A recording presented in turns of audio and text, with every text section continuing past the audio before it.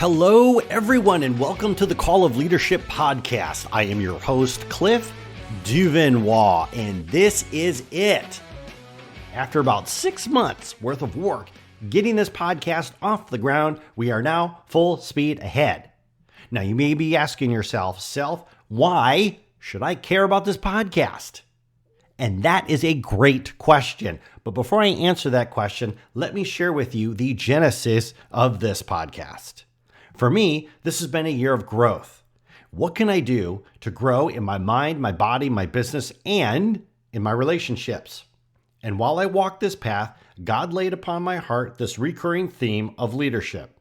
When I share this with people, I am amazed at how many leaders are in our community and in our state, these unsung heroes that work hard every day to make our world a little bit brighter. Their stories, they're compelling, they're even inspiring. One day I wrote something down. Stronger leaders make stronger communities. And then I asked myself, how can I make this true? Well, the answer would come from an unexpected source. Mr. Rogers. Last year, Won't You Be My Neighbor came out, and it's this biopic of Mr. Rogers starring Tom Hanks. This movie endeared itself on the nostalgic collective of anybody who grew up in front of a television. Every day, Mr. Fred Rogers opened the door of imagination and taught us all how to be kind to one another. But before this national treasure was created, Fred Rogers was a music major. After college graduation, he wanted to join the seminary. One day, during his senior year of college, he walked through the door of his parents' home. There, in the living room, was something he had never seen before. A television. On the screen, two guys threw pies in each other's faces. Like a bolt from the blue, he knew that this could be so much more. This could be something that could inspire and empower others. And he said to himself, this could be a wonderful tool for education. Why isn't it being used this way? He put his plans on hold for seminary school. He applied and was accepted into NBC. Now, it would take a few more years and a few more maneuvers before Mr. Rogers' Neighborhood debuted on PBS. The results of that decision speaks for itself, and in the 2019 movie, one scene stands out. Mr. Rogers boards a train, and with him is a reporter who's assigned to write a story on him. The other passengers, they recognize Mr. Rogers, and they all start, oh my God, it's Mr. Rogers, they're pointing at him. Before long, someone starts singing, and soon everyone on that car joins in singing, and it's a song that we all know. It's a wonderful day in the neighborhood, a beautiful day for a neighbor. Would you be mine? Could you be mine? Won't you be my neighbor? Mr. Rogers said, it's not so much what we have in life that matters, it's what we do with what we have.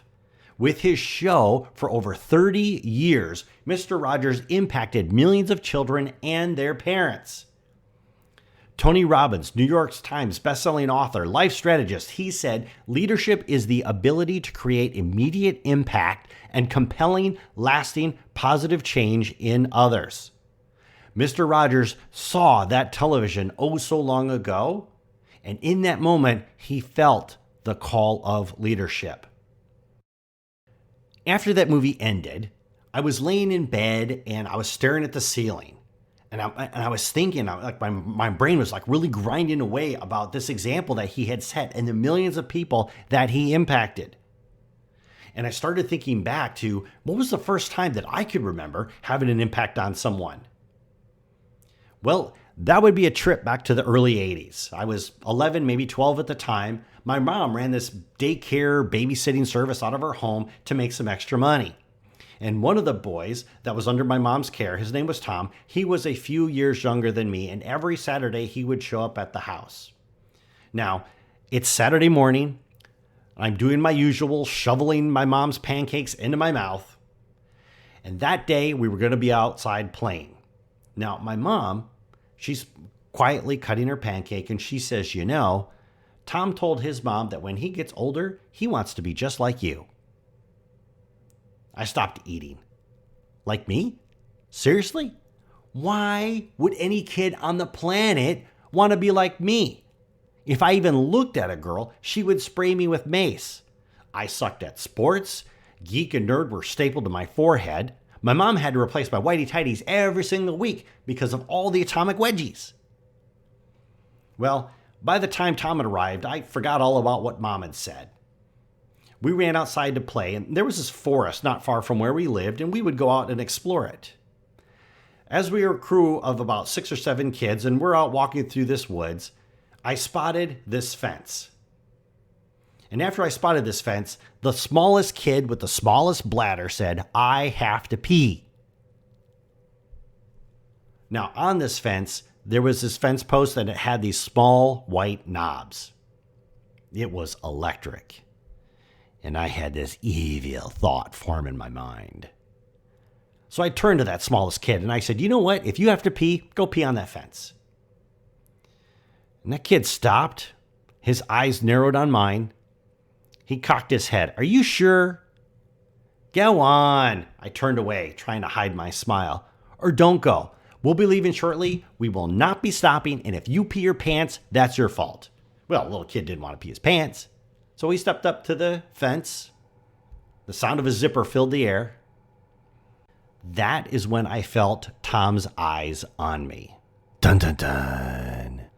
Guilt hit me. Now, so many kids had been mean to me. Here I was being mean to this little kid that didn't deserve it. And worse, Tom observed what I was doing. And I thought to myself, I can't let this happen. "Oh, I'm just kidding." I patted that small kid on the shoulder. "You see those white knobs on that fence? That usually means it's electric." Of course, that kid got pissed, punched me in the arm, and we're all like laughing. But for some reason, I felt I had to be better, that I had to be more. My actions were being judged. I hope Tom saw what I had done and had learned from it. Now, is this something I'm particularly proud of? No. It was a dark moment, but sometimes our best comes from within the darkest moments. Because in that moments, we remember that we can still impact others. I started thinking about other people that I knew when in the darkest hours made the decision to still try and bring out the best in themselves and in others. The name Travis Mills came to mind. Now, Travis, he comes from my hometown of Vassar, Michigan, and he has always had this innate leadership quality to him in sports, growing up, and in high school. When he joined the Army, it is of no surprise that he quickly climbed the ranks. He married Kelsey. He had a daughter named Chloe, and they bought a house. And to quote Travis from his book, Tough as They Come, he wrote that they were living the American dream.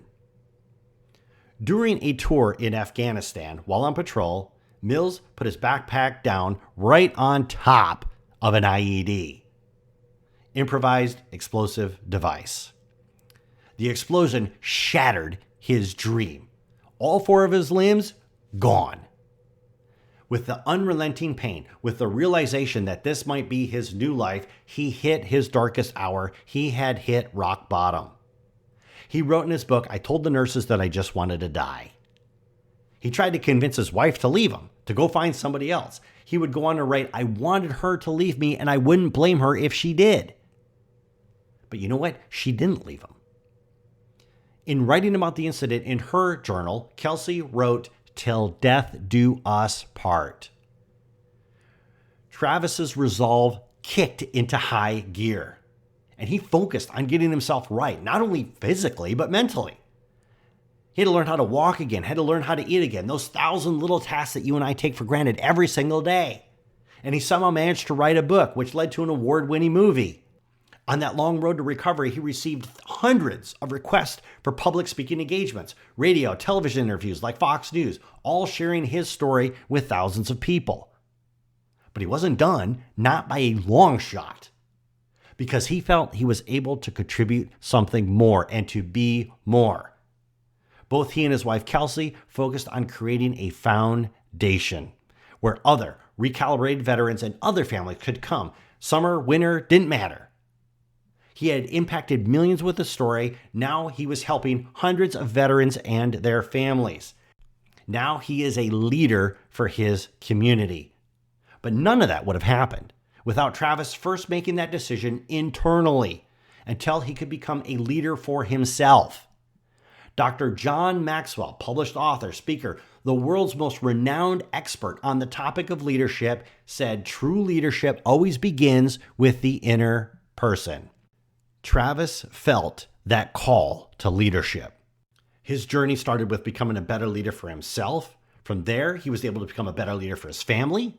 From there, to become an awesome leader for his community. When I first heard Travis's story, it inspired me. But what could I do? So I started writing simple little stories that I could share. And I thought, you know what? I'm going to put these things out on Facebook. So day after day, week after week, I published my stories to Facebook. Would anybody even like these stories or even find them inspirational?